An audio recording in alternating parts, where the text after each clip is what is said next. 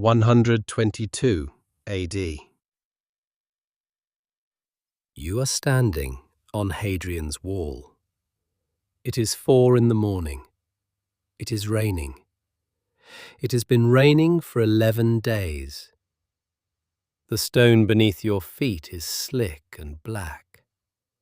The wind comes off the northern hills in long, cold sweeps that find every gap in your armour, every inch of exposed skin at the wrists and neck, every seam where the leather meets the metal.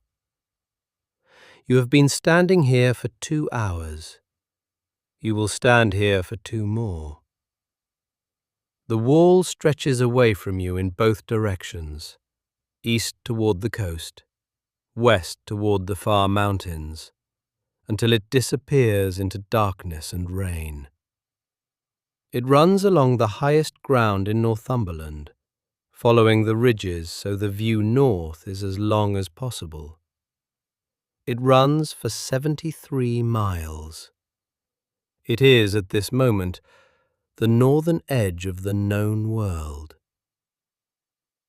On the other side of that wall is everything Rome has decided it does not want. Wild country, unconquered tribes. Stories say some warriors paint themselves blue and worship gods whose names Romans cannot pronounce.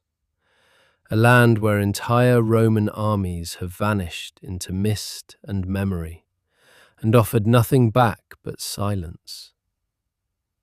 You are 23 years old.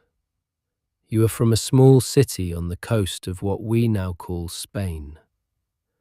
You joined the army 6 years ago because it was the only way out of a life that had already been decided for you, and because the recruiter told you that after 25 years of service, you would be a Roman citizen. You did not fully understand at 16 how long 25 years would feel. Tonight, standing on the wall in the rain, you understand it very well. This is not a story about emperors. It is not about battles or conquest or the glory of Rome. It is about what it felt like to be an ordinary man at the edge of the world. To eat the same food every day for years. To sleep in a barracks room with 7 other men whose snoring you could identify individually. To be homesick for a coast you would probably never see again. To do your duty, not because you believed in anything in particular, but because duty was the one solid thing in a life that had otherwise become very small and very cold and very far from home. Settle in. Let the night find you where you are. The rain is coming. The wall is waiting. We begin. Your name, for the purposes of this night, does not matter. What matters is this. You are Legionary Second Class, stationed at Vercovicium, the fort the locals will one day call Housesteads, on the central section of Hadrian's Wall, in the province of Britannia. You have been here for 4 years. You have 3 years left on this posting before you can request a transfer south. You are part of the 2nd cohort of the Nervii, an auxiliary unit drawn originally from what is now Belgium. Your cohort is not a full Roman legion, it is a support unit, 500 men, infantry, assigned to garrison duty rather than active campaigning. The full legions are quartered further south, at York and Carlisle. You are the ones who stay on the wall.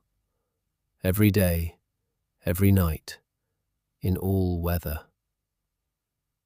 Your father was a tile maker. His father was a tile maker.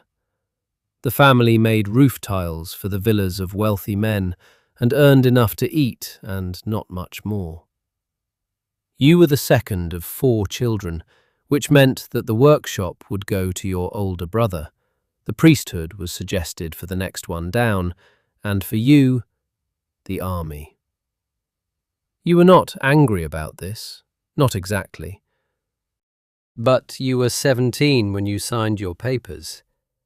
And 17 is old enough to understand what it means to have your life arranged for you by circumstance, and young enough to believe you might outrun it. The recruiter told you that auxiliary units were different from the legions. You would serve for 25 years, not the full 20 of a citizen soldier, but at the end, you would receive Roman citizenship for yourself and your children, a land grant, and a discharge bonus in cash. He made it sound almost reasonable. What he did not tell you was what 25 years of Britannia felt like from the inside. You crossed the Channel into Britannia 6 years ago, in late autumn, on a transport ship that smelled of sheep and bilge water. The island appeared out of fog. Grey cliffs, grey sky, grey water. And your first thought was that you had made a significant mistake. You were not wrong exactly, but you were not entirely right either. Britannia is not the worst province. There are men stationed in the deserts of Judea, in the swamps of the Rhine Delta, in the burning mountains of Numidia, who would trade places with you without hesitation. Britannia is cold and wet, and the people who are not already Romanized regard you with a flat hostility that never quite rises to violence, but never quite recedes into acceptance either. It rains here more days than it does not. The beer is sour and brown and takes getting used to. But the land itself, when the weather occasionally relents, is genuinely beautiful. Rolling green hills that catch the light in a way that makes them glow like heated bronze at certain hours of the day. Rivers so clear you can count the stones at the bottom. Forests of oak and ash that are older than any building you have ever seen. You have learned, in 4 years at the wall, to notice beauty when it appears. It appears rarely enough that it is worth noticing. Your unit consists of 8 men, under the command of a decanus, a squad leader named Gaius Petronius Rufus, whom everyone calls Rufus, which means red, because he has red hair, and the army has never been subtle about names. Rufus is 38 years old, which in military terms makes him ancient. He has been in Britannia for 16 years. He knows every stone of this wall, every current of wind, every pattern of the local weather, every path through the hills north of the wall that the patrols use and that the local tribes know about and use themselves. He is the most competent man you have ever met, and he is almost completely without ambition, which he regards as his primary virtue. Men with ambition, Rufus told you once, early in your posting here, make decisions that get other men killed. The army does not need my ambitions. It needs my experience. My experience says, stay warm, stay fed, stay alert, and let the men above you take the glory they are so hungry for. You will live longer.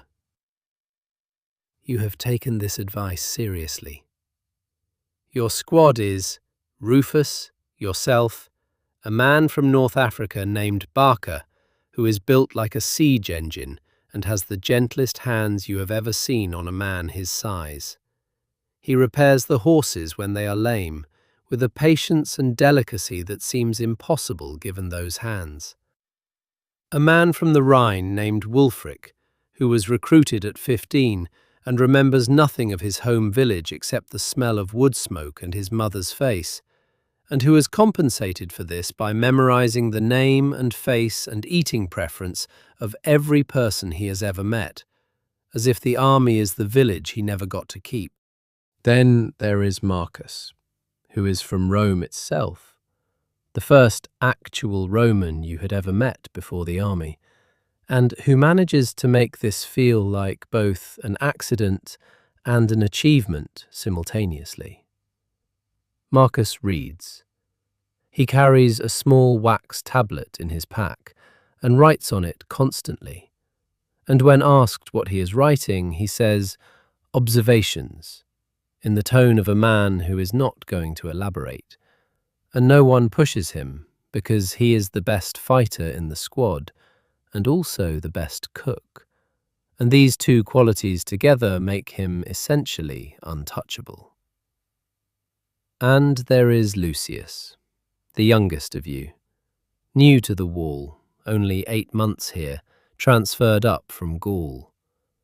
He carries something he does not talk about, folded small and kept close. We will come back to him. For now, know only that he is there, on the edge of the squad, watching the northern hills the way a man watches them when part of his mind is somewhere else entirely. Your day at the wall follows a rhythm so consistent that you have stopped thinking about it consciously. The rhythm has become the structure of your mind. This is, you have realized, both the army's greatest gift and its cruelest imposition. It takes the chaos of being alive and replaces it with routine. And the routine is so complete that after enough years you cannot quite remember what chaos felt like. And you are not sure whether this is peace or simply the absence of imagination. You wake at first light, or in the darkness before first light during the short winter days, to the sound of the morning trumpet. You dress in sequence: tunic, belt, boots laced to the knee, armour. The sequence never varies. You have done it so many times that your hands perform it while your mind is still elsewhere, still half in the dreams that dissolve as soon as you reach for them. Breakfast is in the barracks mess. Bread, olives, a cup of posca, wine vinegar mixed with water, which is the drink of soldiers and which you have come to prefer to actual wine, because posca does not make you want to sleep and wine does. And sleeping on duty is an offence punishable in ways you prefer not to think about. Then the morning inspection. Then your assigned duty for the day, which varies on a rotating schedule. Wall patrol, fort perimeter guard, training exercises in the courtyard, work parties for construction and repair, or, best of all, supply escort, which means walking south on the military road to the supply depot at Corbridge and back, which takes 2 days and feels, by comparison to the wall, like a holiday. Tonight you are on the night watch. This is the worst assignment and the most important one. 4 hours on, 4 hours off, from sunset to sunrise. The first rotation is manageable. You are fresh and the dark has novelty. The second rotation, from midnight to 4 in the morning, is the one they give to gods as punishment. The body at that hour wants nothing but sleep. The mind at that hour produces strange thoughts that arrive without invitation and cannot be made to leave. The third rotation, from 4 to sunrise, is what you have now. The rain has been falling for 3 hours. Your feet stopped being cold 2 hours ago, which is either a good sign or a very bad one. You are watching the northern hills for movement, for fire, for anything that does not belong. So far, there is only rain. Let me tell you what the wall actually is, because the wall is not what you might expect. When most people imagine Hadrian's wall, if they imagine it at all, they picture something like a great cliff of stone, impenetrable and vast, a clear, hard line between civilization and wilderness. The reality is more complicated and, in its way, more interesting. The wall is not primarily a barrier. It is not a fortress wall. A single determined man with a ladder could get over it. The wall is a system, a platform, a road, a series of observation points and controlled crossing gates, and its purpose is not to stop the people north of it from entering, but to observe them when they do, and to tax them when they cross legally.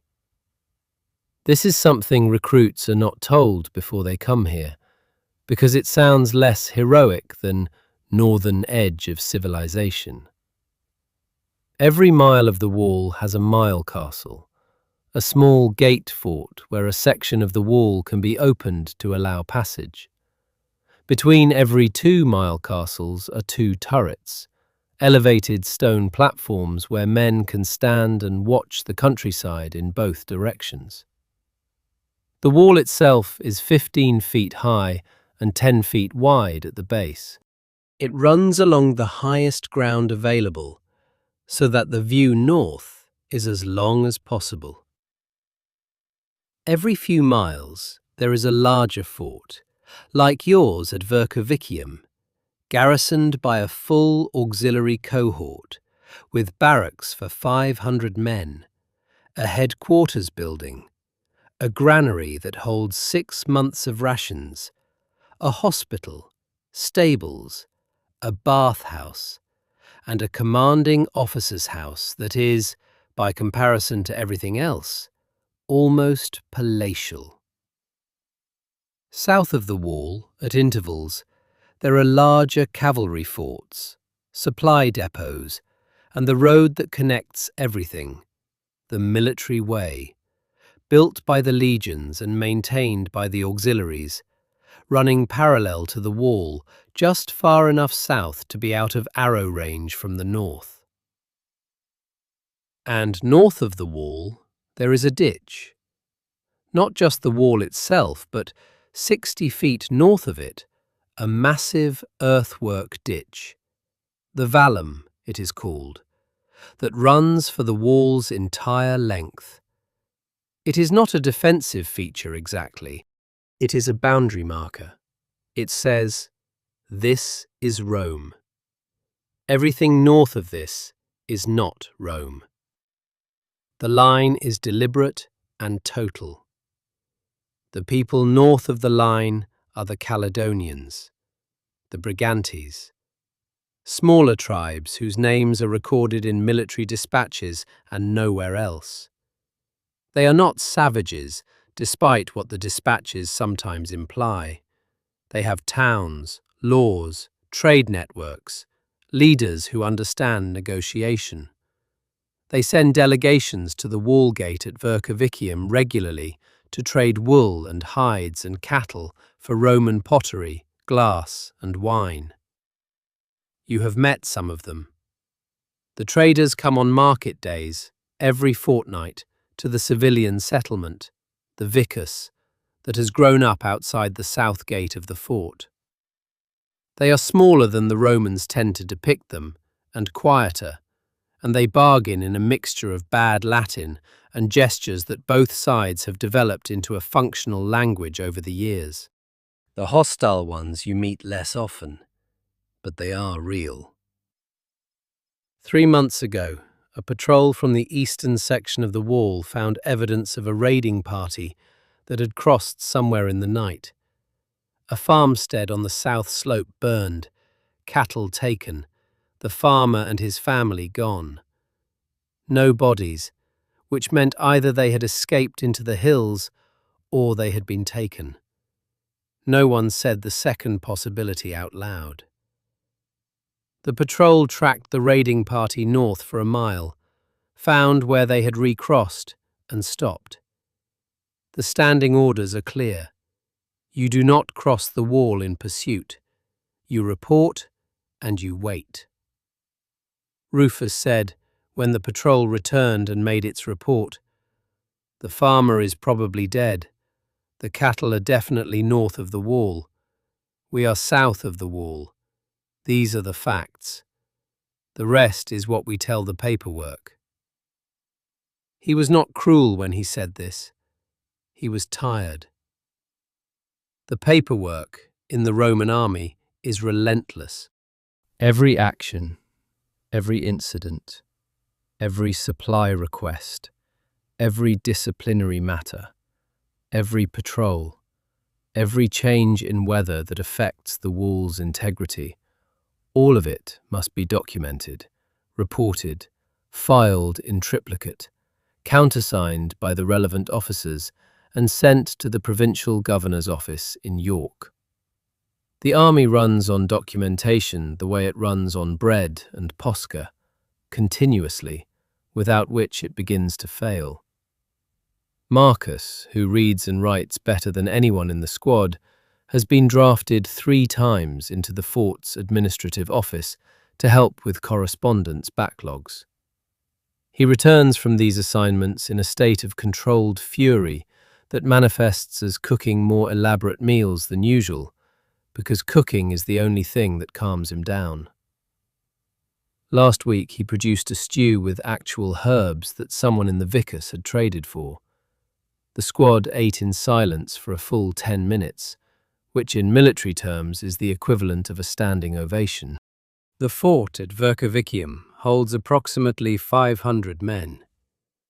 It has held 500 men, more or less continuously, for 4 years. In that time, it has developed the particular culture of any small community that cannot leave. Intense familiarity, small rituals that have calcified into tradition, a social hierarchy with its own logic that has almost nothing to do with the official military structure.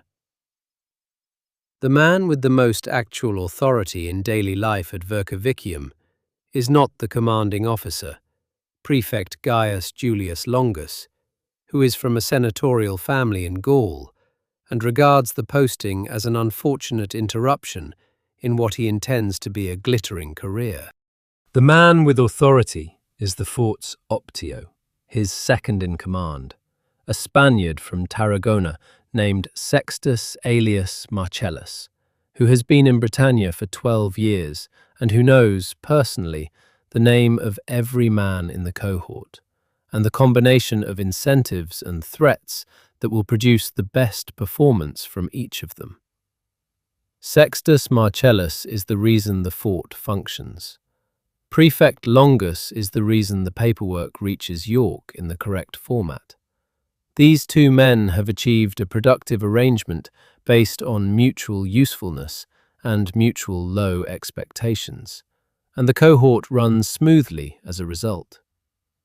You admire Sextus Marcellus in the specific way you admire competent authority, not with affection exactly, but with the respect that comes from understanding that your life depends, at certain moments, on his judgment being correct. The bathhouse is the centre of social life at Vercovicium. This is not accidental.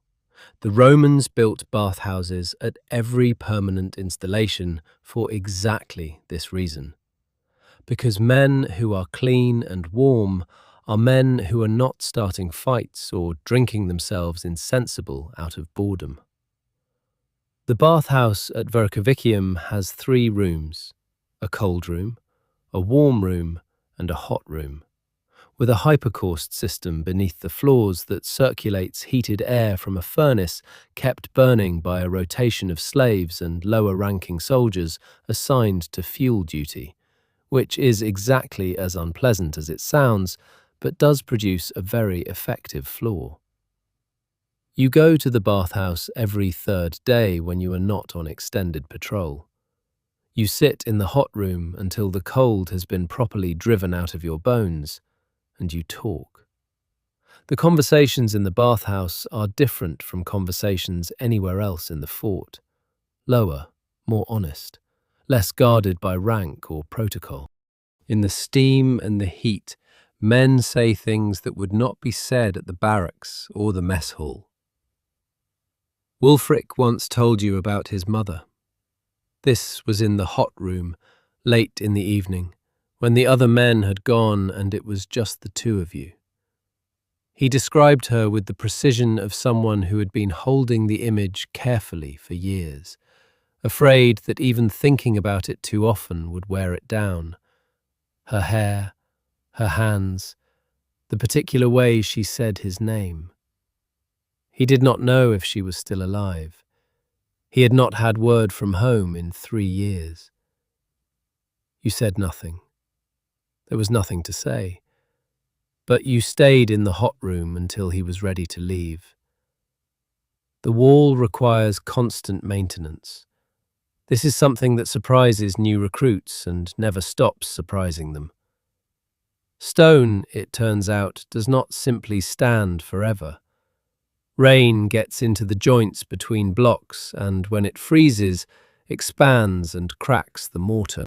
Wind loosens the coping stones on the top. Grass and moss grow in the cracks and accelerate the damage. The ditch silts up. The drainage channels block. The road south needs regrading after winter. The cohort spends roughly a third of its time in construction and maintenance work. The legions built the wall. You can see the inscriptions carved into the stone at intervals, recording which century of which legion built which section. But the auxiliaries who garrison it are responsible for keeping it standing. This work is harder than patrol duty and less dangerous than combat, and it occupies the mind in a way that patrol does not. You have become, in 4 years, competent at pointing mortar, at cutting and fitting stone, at the 1,000 small structural tasks that keep a mile of wall intact through a Britannic winter.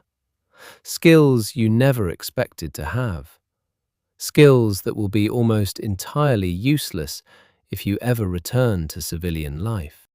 The food at Vercovicium is better than the stories suggest, and worse than you would like. The fort granary holds wheat, barley and rye, which are milled on site and baked into bread daily. The bread is dense and heavy and filling and tastes, after 4 years, like nothing at all. Not because it is bad, but because you have stopped tasting things you eat every day. There is also salt pork in barrels, dried fish, olive oil and lentils. The fort keeps chickens for eggs and a small herd of cattle for milk and occasional meat. On feast days, and the Roman calendar is full of feast days, because feast days are good for morale and the army understands morale, there is wine. Actual wine, not posca, brought up from the south by supply convoy and distributed by amphora to the units. The wine is not good wine. It has travelled a long distance in conditions that do not favour wine.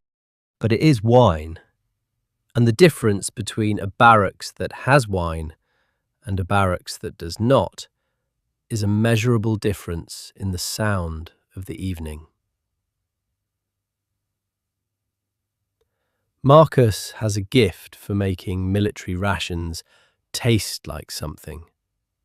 He will not explain his techniques in detail, claiming that they are the product of observation and judgment that cannot be reduced to instruction. What you have observed is that he adds small amounts of things: herbs from the Vicus market, a handful of dried berries that one of the local traders brings, something unidentified that comes in a small clay pot that he keeps in his personal gear and applies sparingly, and that the result is consistently better than what comes out of the communal mess without his involvement. The communal mess produces what it produces: adequate nutrition, reliably, without variation. Marcus produces, occasionally, something that reminds you that eating can be pleasure rather than maintenance. These moments are brief and irregular, which makes them matter. Barca has a theory about this. Men who can make something good from poor materials, he said once, watching Marcus work, are the most dangerous kind of men to have as enemies and the most valuable kind to have as friends. He said this as though it were a piece of wisdom received from somewhere else, which is how Barca delivers most of his observations, as if he is transmitting information from a more reliable source. The barracks at this hour has its own particular weather. The damp wool of 8 men's cloaks hung to dry near the fire, giving off that heavy animal smell that you stopped noticing years ago and notice again only when you have been away. The creak of leather as someone shifts their weight on a bunk. The small sounds of maintenance, a whetstone drawn slow along a blade edge, the same rhythm every evening, a sound so familiar it has become a kind of silence. Somewhere a strap is being oiled. Somewhere boots are being packed with fresh straw to dry them. This is the texture of the days. You could close your eyes and know exactly where you are by sound and smell alone. Let me tell you about the letters. Every few months, a courier arrives from the south with the military post. This includes official dispatches, orders, supply manifests, and personnel records. It also includes, for those men whose families know how to reach them, personal letters. The ratio of official to personal varies. In a good month, a quarter of the men in the cohort receive something. In a bad month, which is most months, fewer. Letters have to travel from wherever the writer is, Spain, North Africa, Gaul, the Rhine, to Rome, and from Rome to York, and from York up the military road to Vercovicium, and the journey takes between 2 and 4 months, depending on the season and the road conditions. By the time a letter arrives, the news it contains is old news. Your mother, in her last letter 6 months ago, told you that your brother's wife had delivered a son in October. That child is now walking. You know this only because 6 months have passed and children that age walk. But you have not been told. The letter that tells you this is somewhere on the road south. Or perhaps it has not been written yet. Or perhaps your brother has not had time to write it. This is the particular sorrow of the Roman military. You live in the present of a place where you do not belong, while the people you love live in the present of a place where you are absent. And the letters that carry news between these two presents are always already outdated before they arrive. You received a letter last month from your father. He is 61 years old, which is old for a tile maker, and his hands have become unreliable. A tremor that makes precise work difficult. Your brother is taking on more of the workshop. The letter was dictated to a scribe, and your father's voice came through the formal Latin anyway. The way his voice always had a particular quality that you can still hear in your memory. Careful, specific, without excess. He said, "Your mother and I are well enough. The summer was good for the olives. Your brother's boy is healthy. We hope the cold province is treating you with some mercy. We are proud of what you have done. We think of you every evening. That last sentence. You have read it perhaps 20 times. We think of you every evening. The letter is folded in your pack, beneath your spare tunic. You have not read it again since last week, because you have found that reading it too often does something to the words, not wearing them out exactly, but changing them, so that they start to mean something different than they did the first time. You are saving it. Wulfric has received one letter in 4 years at the wall. 1. He keeps it in a small leather pouch around his neck, against his skin, beneath his tunic. He has never shown it to anyone. When you asked him once what it said, he looked at you with an expression you could not read. Not anger, not grief exactly, something that contained both without being either, and said, "Everything."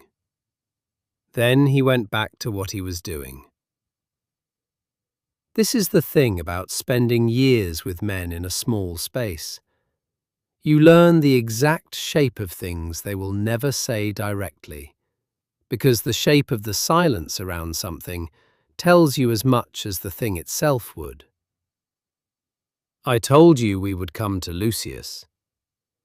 Lucius Valerius Primus arrived at Vercovicium 8 months ago, transferred from a posting in Gaul. He was 20 years old. He had been in the army for 2 years. He had never been to Britannia before. He was thin and tall, and had the look of a man who had grown too fast. Limbs that seemed slightly too long for his body. A face that had not yet decided what it was going to settle into. He was from Lugdunum, which is now Lyon, and he spoke Latin with the particular accent of that city, which is recognizable, and which the other men teased him about in the way they teased anything unfamiliar. He was assigned to your squad. His first week was difficult. Not because he was incompetent. He was, in fact, better trained than most new arrivals, with clean technique and a habit of listening before speaking that suggested he had either a good teacher or good instincts, or both. The difficulty was something else. Lucius was homesick in a way that he could not hide and did not entirely try to. This is not unusual in new men. What was unusual was the specific quality of his homesickness. Not for his city or his family exactly, but for a woman named Flavia, who was 18 years old and the daughter of a glassblower in Lugdunum, and whom Lucius had known for 2 years and planned to marry when his service ended. He told you this in the barracks on his 3rd evening, when the other men were asleep and you were sitting up because your body had not yet adjusted to the new rotation schedule. He told you about her with the particular urgency of someone who needs to say a name out loud, because not saying it for too long creates a pressure that has to be released. He told you her hair was dark. Her father's shop smelled of hot glass and clean ash. She had a way of looking at things, ordinary things, a door, a cup, a piece of cloth, with an attention that made you feel she was seeing something in them that you had missed. He told you she had made him a promise, and he had made her one. And he thought about both promises every day. And some days the thinking helped, and some days it did not. You listened. You did not tell him it would get easier, because you did not know if that was true. You did not tell him to write her a letter, because he had already written 5. You did not tell him anything, because nothing needed to be said. He fell asleep talking about her. You listened until his voice slowed and stopped, and then you sat in the dark for a while longer, thinking about things you preferred not to examine too directly, and then you went to sleep. Lucius found his feet over the following weeks. Men do, generally, when the structure of the army is working as it should, when there is work to do and a squad that functions and enough routine to prevent the mind from eating itself. He was good on patrol. He was reliable on watch. He had the quality, rare in young soldiers, of not making noise when silence was required. Not just the physical noise of boots and equipment, but the inner noise, the restlessness that some men cannot suppress and which communicates itself to everyone around them like a frequency. Barca approved of him, which was meaningful. Barca's approval was not easily given. He said, after Lucius's first patrol, "He watches properly, not looking for trouble, looking for what is there." This was high praise from Barca, who did not give praise lightly. Marcus gave him cooking lessons. This was extraordinary. Marcus did not give cooking lessons. He had declined the requests of 4 men over 2 years.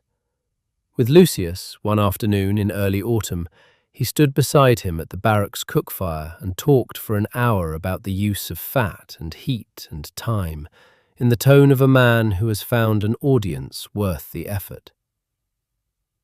Wulfric memorized his preferences within a week. He memorized everyone's. But with Lucius there was something additional. He would sometimes, unprompted, save a portion of something for Lucius when his watch ran late, left on the cook fire with a flat stone over it to keep the warmth in. He never said anything about this.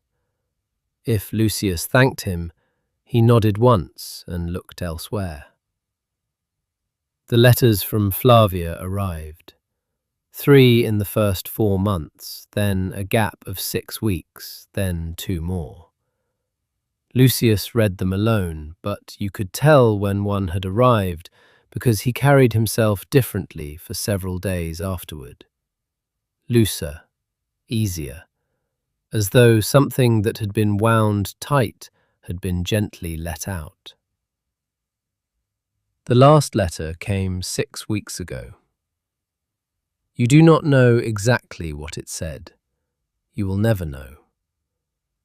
Lucius read it in the barracks, alone, on an afternoon when you were coming back from maintenance duty, and you saw him from the doorway before he saw you, sitting on his bunk with the letter open in his hands, very still, with his face arranged in an expression that had no name in any language you knew. He folded the letter when he heard your boots. His face rearranged itself into something manageable. He said, "Good work today?" You said, "Standard." He nodded. That evening he was present for the meal and the conversation, and he ate his food, and he laughed once at something Rufus said, and he went to sleep at the normal time. The next day was the same, and the day after. He has been the same for 6 weeks, doing his duty with the same precision as before, perhaps slightly quieter than before, but not in a way that would be visible to anyone who did not already know him. You have not asked about Flavia. He has not mentioned her. The absence of her name in the conversation is a fact that has its own weight, and you carry it alongside the other things you carry, the way you carry the weight of your armor, aware of it always, but not always thinking about it. 3 days ago, Rufus told you privately that Lucius had submitted a request for reassignment south. "It'll be denied," Rufus said. "We're short." But he knows that. He submitted it anyway. He looked at you for a moment. Watch him. You are watching him. If tonight's journey has found you and you are still listening, I am grateful for that. Dusk and History is a small channel, and it grows only through the people who share it and subscribe to it. If this is the kind of company you want for the quiet hours, a different life, a different world, a candle in the dark of history, then please subscribe and leave a comment below telling me where in the world you are tonight. I read every one. Now, back to the wall. The rain is still falling. You have been standing on the wall for 4 hours in total now, counting the rotation before the one you are currently on. Your relief comes in 40 minutes. You know this not because you have a clock, but because you have been watching the particular darkness thin at the eastern edge of the sky. The barely perceptible shift from one shade of black to a slightly lighter shade of black that precedes the first grey of dawn. This is one of the things the wall teaches you, to read time by darkness, by wind, by the temperature of the stone beneath your boots, by the sound of the birds that begin their noise in a particular sequence that you have learned to track. The rooks are first, then something small that you have never identified, then the ravens. The ravens at Vercovicium are bold and specific. They know the fort's routines as well as any soldier. They appear at the granary at the exact time the morning grain ration is being distributed, hoping for spillage. They watch the cook fires with a professional interest. One of them, larger than the others and with a damaged primary feather that gives it a slightly lopsided flight, has been coming to the South Gate area for at least 3 years. The men have named him Prefect, which would be insulting if the Prefect knew about it. Standing watch at 4 in the morning has a specific quality of thought that does not occur at other hours. The mind, past exhaustion and into the second country of tiredness, becomes quiet in a way it rarely is during the busy hours of the day. Thoughts arrive and depart without urgency. Memories surface not because you summon them, but simply because the night is permissive and the mind finds what it needs. You think about your father's letter. We think of you every evening. The phrase contains something you have been trying to identify since the letter arrived. Some specific comfort that is also specific sorrow. The way the same stone can be both warm from the day and cold from the night, depending on which side you put your hand on. To be thought of every evening by people you cannot reach. To exist in 2 places simultaneously. Here, on the wall, in the rain, present and cold and awake. And also in your parents' evening, in whatever form they hold you there, the version of you that exists in someone else's mind when you are not present to correct it. You wonder what that version of you looks like. 23, probably. Frozen at the age you left, because the letters do not carry enough detail to update the image. And anyway, the image people hold of the absent is always a little younger than the truth.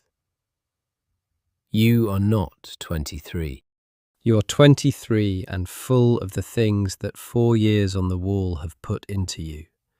things that have no equivalent in the life your parents remember you living. You have stood in rain like this more times than you can count. You have walked the hills in the dark and known what it felt like to be genuinely afraid, and then discovered that fear passes and the work remains. You have been cold enough that your body stopped registering cold and produced a strange warmth that you now know is dangerous. You have carried men who were injured. You have been carried. You are not the person your parents are thinking of every evening. You are the person who contains that person, and also everything else. The wall is quiet. Nothing moves on the northern hills. The rain falls in long, steady lines that catch the light from the torches at the Mile Castle to your east and turn briefly silver before disappearing into the dark. And then, far out on the northern hills, a light. A small one, orange, low to the ground, perhaps a mile out, perhaps two. Distance is hard to judge in the dark and the rain. A fire. You go still. You watch it. This is what the watch is for. A fire on the northern hills could be many things. Shepherds, most likely. There are herders out there who move their flocks through the valleys and think nothing of the wall or the men on it. It could be a farmstead. It could be nothing that concerns Rome at all. Or it could be the thing the watch exists to catch. A signal. A gathering. The first small evidence of something larger assembling in the dark beyond the edge of the map. You watch it for a long time. It does not move. It does not grow. It simply burns, small and steady and far away, a single point of warmth in all that cold, dark country. And then, slowly, it goes out. No flare, no scattering. It simply diminishes and is gone, the way a fire goes when it is allowed to die rather than extinguished in a hurry. You wait. You watch the place where it was. Nothing follows. The hills are dark again, complete, as though the light had never been there at all. You will note it in the morning report. A fire, northern hills, fourth watch, extinguished without incident. Rufus will read it and nod, and file it with the 1,000 other small observations that the wall produces and absorbs every night.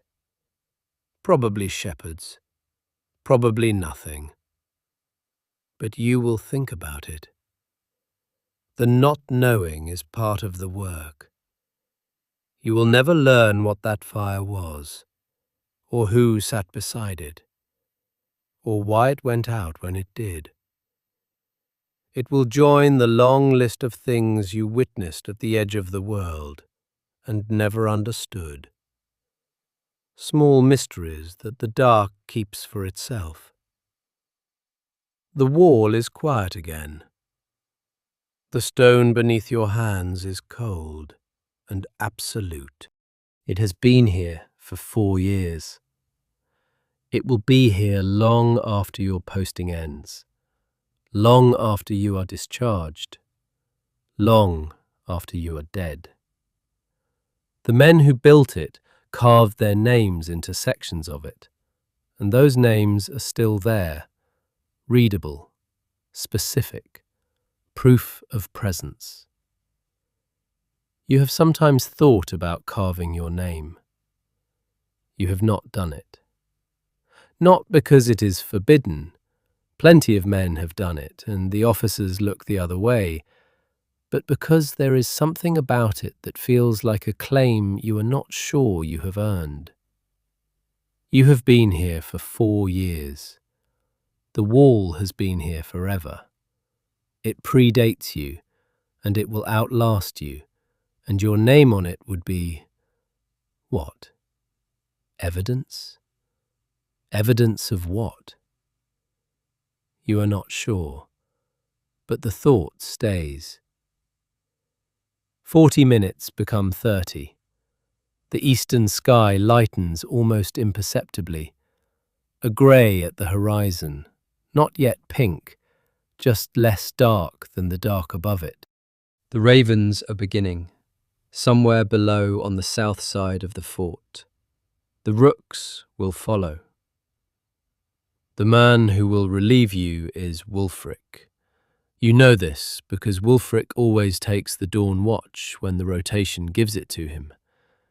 He told you once, without elaboration, that he prefers the company of the morning to the company of other men at that hour, and the wall in the early light to the wall in full darkness. You will hear his boots on the stone a full minute before he arrives. He makes no more noise than necessary, but he is large enough that some noise is inevitable. You think about Lucius. He is on the second rotation tonight, midnight to 4, which means he came off watch an hour ago and is now presumably asleep. You checked on him when you came up for your rotation without making it obvious, passing through the barracks on the way to the stair. He was on his bunk, turned toward the wall, in the position he sleeps in when he does not want to be observed sleeping. This is a distinction that exists. You know it because you have slept in barracks with 7 other people for 4 years, and you know the difference between a man who is asleep and a man who is managing the impression of being asleep. You are not sure what to do with what Rufus told you. You are not sure what "watch him" means in practical terms. You cannot follow him everywhere. You cannot ask him directly about Flavia without making it strange. You cannot make the letter say something different than it said. What you can do is be present. This is the thing the wall teaches again and again in every possible context. You cannot fix most things. You cannot control the weather, the patrols, the letters, the people who love and do not love, the time passing at home while you stand here in the rain. You can only be present in the way that matters, doing your duty, keeping your watch, making sure the men around you know they are not alone. This sounds like less than it is. In practice, in a barracks in Britannia in the 2nd century, it is most of what there is. Wulfric's boots on the stone, right on time. He arrives at your position with the particular deliberateness of a very large man being careful. He is wearing his full armour despite the rain, because Wulfric is meticulous about the forms, even when no one would notice if he weren't. He nods at you.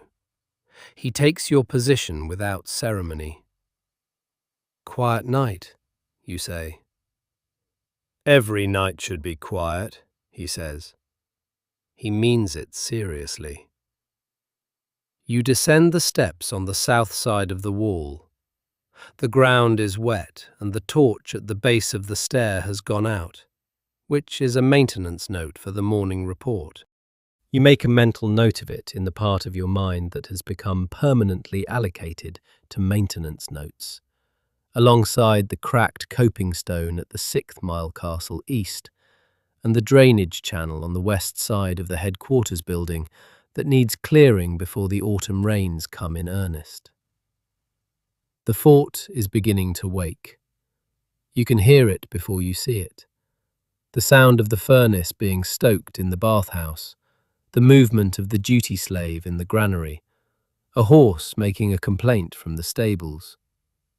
The sky to the east is definitely lighter now, though the sun is still below the hills. The rain has eased to a drizzle. You cross the courtyard. The stone is wet and reflects the sky in small pools. You pass the headquarters building, the hospital, the latrines, all of it familiar enough that you stop seeing it as architecture and experience it instead as a set of distances and textures that your body navigates automatically. The barracks is warm. The duty fire is still burning. 6 of the 8 bunks in your section are occupied. Lucius on his, turned toward the wall. Barker on his, which is the upper left bunk, a position he chose because the corner gives him something to brace against, and Barker, despite his size, is a restless sleeper who would otherwise end up on the floor. Marcus is awake, sitting at the table near the fire, writing on his tablet. He looks up when you come in, takes in your soaked state, and says nothing. He gestures with his chin at the fire, indicating that you should stand next to it. You do. The warmth is extraordinary. You have been cold for 4 hours, and the warmth is not pleasant exactly. It is too immediate, too much. But you stand in it anyway and let it work. Your hands unclench slowly. You become aware of your feet again. Marcus writes. The fire speaks its small language of pops and shifts. Outside, the drizzle continues. Someone in the next section of the barracks says something in sleep. A word that comes out as half sound, meaningless, not a response to anything. You sit on your bunk. You lean against the wall. You close your eyes. In 3 hours, you will be up for morning inspection. In 4 hours, there is maintenance duty, the drainage channel on the west side of headquarters. In 6 hours, there is a patrol with Rufus and Barker along the eastern section of the wall to the nearest mile castle and back. In the evening, there is bread and whatever Marcus does with it. Tomorrow, there is a supply convoy from Corbridge. You are on the escort, which means 2 days of walking south and back, which means sleeping somewhere that is not the barracks, which means a very specific small holiday that you have been looking forward to for 3 weeks. These are the facts of the next 2 days. They are manageable facts. They are the kind of facts that, taken one at a time, constitute a life. Not the life you might have imagined at 16 standing at the recruiter's table, but a life nonetheless, with its specific pleasures and its specific weights and its particular people who have become, over years, the people you know best in the world. You think about Lucius. Tomorrow, when the patrol is done and the maintenance is done and the evening has arrived and the squad is at the cook fire, you will sit beside him. You will not ask about Flavia. You will not make a speech or offer advice. You will be there, which is the only thing you can actually offer and which, in your experience, is more than it sounds. This is what the wall has taught you more than anything else. The most important thing you can give another person is your actual presence. Not your words, not your wisdom, your actual, unremarkable, available presence. The knowledge that someone knows you are there. We think of you every evening. Your father, in his study in the last of the evening light, not knowing what you look like now, not knowing the rain or the stone or Lucius or Wulfric or any of the things that are your life. thinking of you anyway. You are thought of. You are present somewhere you cannot be.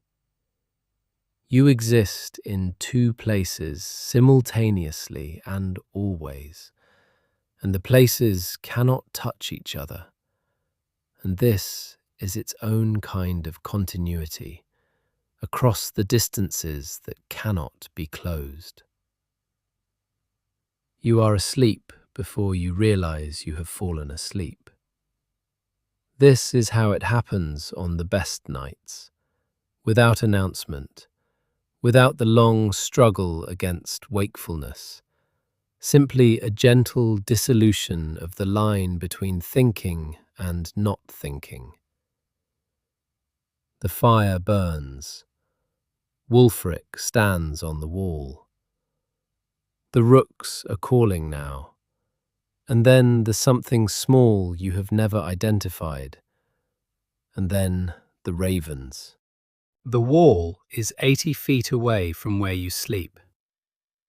When you wake in 3 hours, it will still be there, holding the line between everything and everything, doing its slow work of endurance, wet and cold and permanent.